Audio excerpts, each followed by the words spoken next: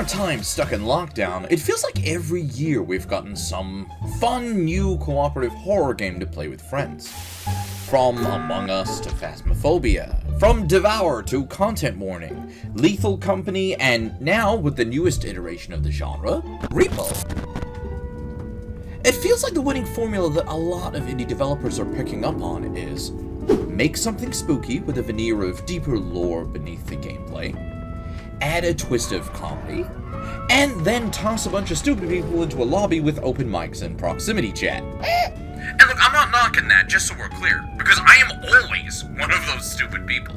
I love playing these kind of games with friends and total strangers, and also easily get sucked into any sort of deeper lore or storytelling going on in worlds. That's what got me interested in FNAF back in the day, and still has me occasionally checking in on Lethal Company for some kind of big, crazy new update. One day. At the time of making this, which, bear in mind, is before R.E.P.O even has its own Wikipedia article, R.E.P.O has had a pretty light amount of storytelling to date. Though I'm sure as the game leaves early access, we'll see that greatly expanded on. You play as one of these little robot lads. Hello everybody. Wandering about some pretty spooky, derelict locations looking to find objects that you can extract for money. Kinda sounds a lot like Lethal Company so far, right? Well, where R.E.P.O shakes up the formula is in how you recover these objects. And that's with some good old-fashioned physics lifting. Having to lift and drag our valuables over to the extraction zones or onto the movable cart. There's no inventory system for loot in this game. If you want to take it, you gotta move it. The game was built on the Unity engine, and as such, everything in-game has that fun, goofy physics jank to it, from the gear you collect to even the monsters and bodies of your crew. Each object or entity in the game has its own weighted values, some which you'll be able to pick up and move fairly effortlessly, while others you're going to need to get some help from your fellow robot buddies. And you're going to want to move these things as safely and carefully as you can, because any slight drop, bump, or smashing into your friend because they won't look around the corner Don't make a scene. is going to damage those all-important items. See, each object you find in a scavenging mission has a financial value attached to it. But every time it's dropped or damaged, that value is going to decrease, even to the point of breaking entirely. With larger objects, these tend to be a lot more durable. But with smaller, fragile stuff like cups, glasses, vases, plates, any slight bump can completely destroy these things. Oh my god! I'm done! Oh god! Fuck! A lot of this game's fun and frustration stems from trying to simply get your friends to cooperate and move some giant bear statue back to the extraction point. Only for one of them to cock it all up when some clown monster rounds the corner to properly introduce themselves and laser your friend into dust. You know, and probably severely damage that statue. Good evening. Oh, and did I mention it's a roguelike too? So you better not all get caught out or run out of loot to cash in, or else you'll find yourselves failing your run and have to duke it out in the dumps for the title of King of the Losers. Which is gonna be me! Look man, I played Team Fortress 2 for like a decade. I've killed people over sillier hats than that. Between the scavenging stages, you can spend the money you've earned so far at the shop, buying upgrades, gear, and even some weapons to help improve your odds of success. Every penny counts from the scavenging stages, so make sure you try to get everything you find out of there before you extract, as any other items you try to take with you back on the ship are lost. A good trick me and my friend have found for this is usually dropping any large loot items directly into the extraction points and piling up the cart with every small thing we find so we can push it all in at once. And trust me, if you ever want to get that sweet, sweet shotgun, you're really going to want to make the most out of those earlier stages. While you're looking through the shop's wares, this is also one of the few times we get a look at the world outside of the scavenging maps. And judging by the state of these abandoned gas stations, with their dead cashiers, and those creepy dead bodies tucked away in the roof, I kinda suspect the game is set amidst some kind of apocalyptic event or something. You know, or I'm just overthinking everything, and there is no deeper lore to this game, other than funny little robot that talks like the South Park Canadians has to get loot from the spooky zone. I'm not your buddy, friend. He's not your friend, guy. I'm not your guy, buddy.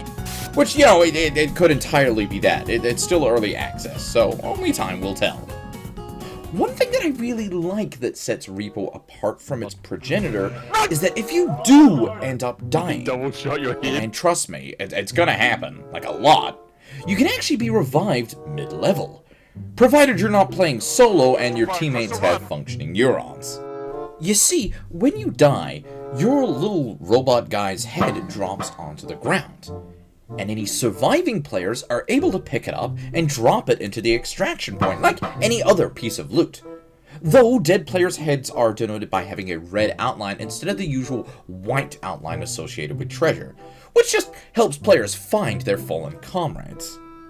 If you then can complete the quota amount due, any dead teammates' heads in the extraction zone will be revived. Hooray.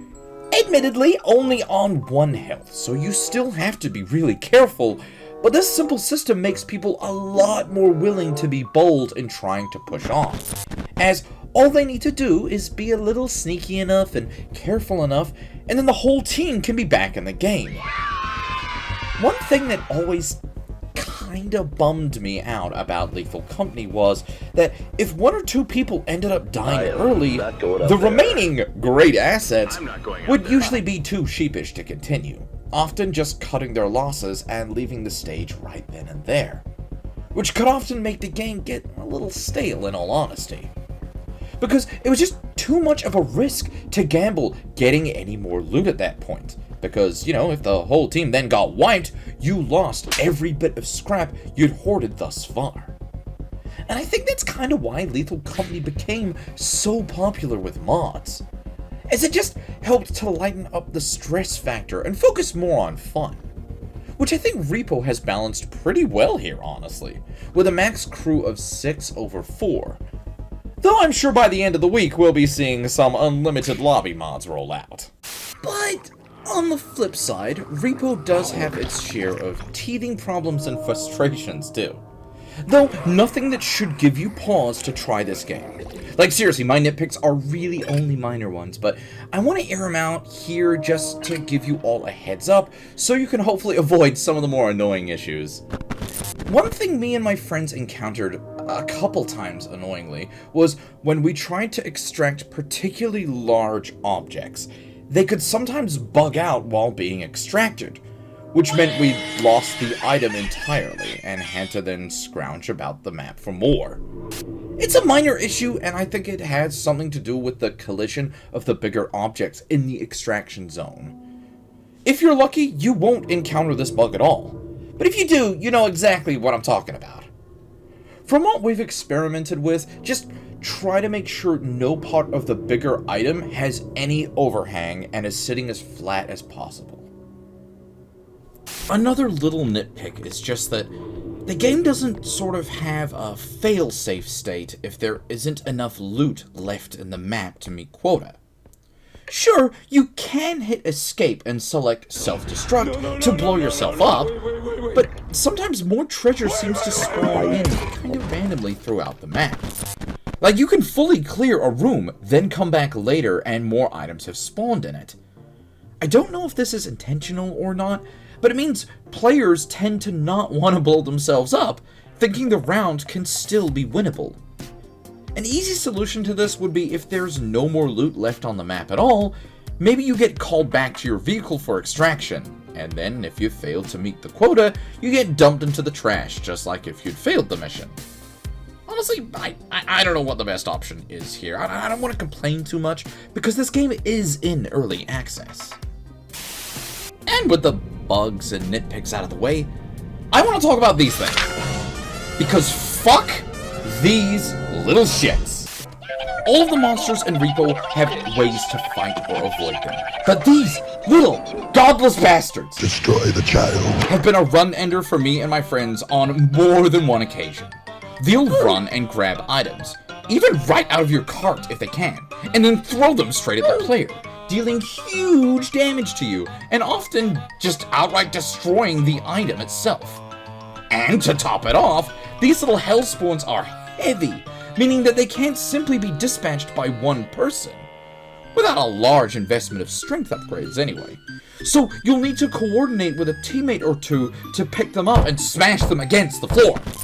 But yeah, good luck doing that before these little bastards dome you to death. The worst part is if you don't have the strength to dispatch them, and you're already down a player or two, these guys are going to just straight up end your run. Either by killing you as well, or just destroying every lootable item left in the map. If I could ask the devs at Semi-Work anything, it would be to please not let these little demons be able to reach up and take your stashed loot out of the cart. And to add a skunk into the game somewhere. You know, just the essentials. Right now, REPO is in early access on Steam, and only costs a respectable 10 to 15 bucks depending on your region, which you'll easily make back in the time you spend playing it. It's a ton of fun with friends, and the kind of game you'll easily sink hours into without even really noticing it. It definitely gets this skunk's recommendation. The developers at Semi-Work seem like really cool, wholesome guys as well, that genuinely just want to make the best game they can.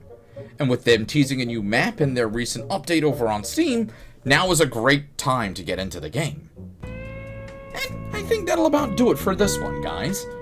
I'd love to stick around and chat some more, but, you know, that quarter ain't gonna fill itself. So, until next time, take care.